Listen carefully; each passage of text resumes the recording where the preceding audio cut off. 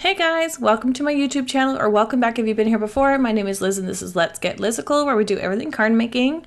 Today we're going to be doing a bit of a fresh take on a Mother's Day card. I know I've been doing a lot of florals lately, but I decided to do this Altenew, I think it's called Mod Fruit Bowl stamp set, and I had this idea where I would just kind of like do a bunch of different melon slices in the different melon colors.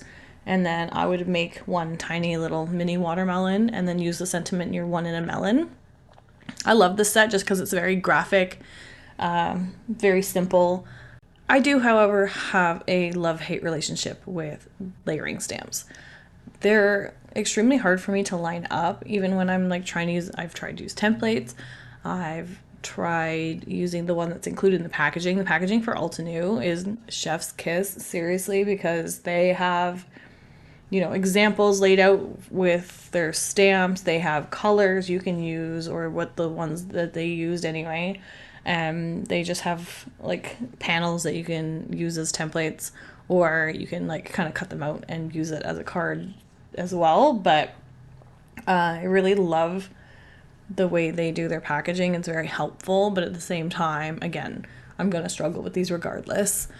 I did try using the one panel to help line up the stamps as a template, but it didn't quite work. I think the scaling was just like very slightly off, so it kind of threw me off. But I think a good idea to do would be to kind of use the printed acetate that comes with your stamp sets, like the black ones, and I think that would be better. I think I've seen Jennifer McGuire do that trick before as well for lining up layering stamps, so I just kind of remembered it now though. Hindsight's 2020 as usual, but it turned out fairly well. Like, it's a little off here and there, but it's not dramatic.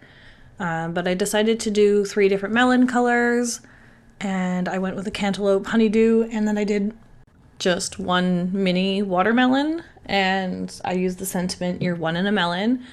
And I am pitching this as a Mother's Day card, but obviously it can be used for any type of occasion. You can stamp the Happy Mother's Day on the inside. I haven't yet because I may or may not even use this for a Mother's Day card.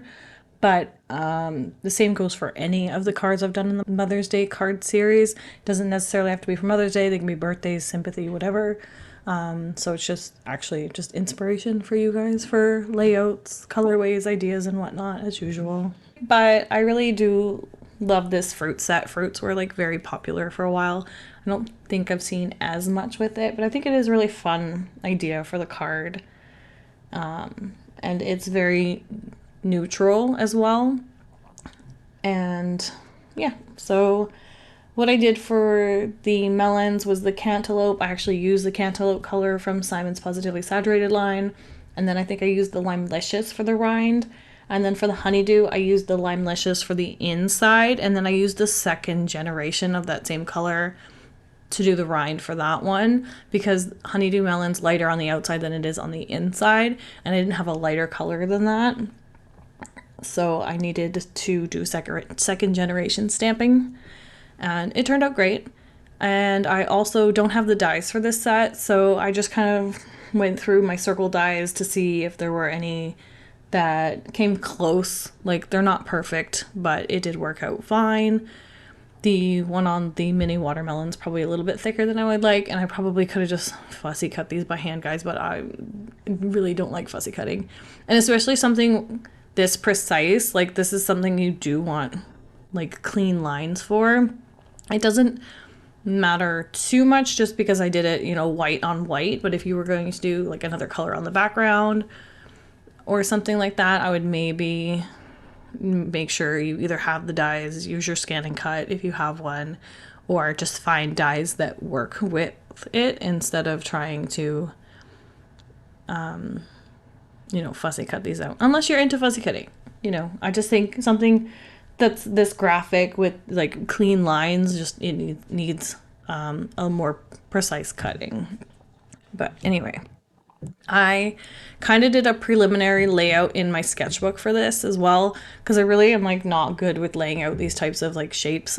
I do love different cards and stamp sets and stencil sets you can get that kind of lay out these types of like half circles, quarter circles with full circles and stuff like that, but I'm like not good at that, so I had to kind of pre-plan it in a book.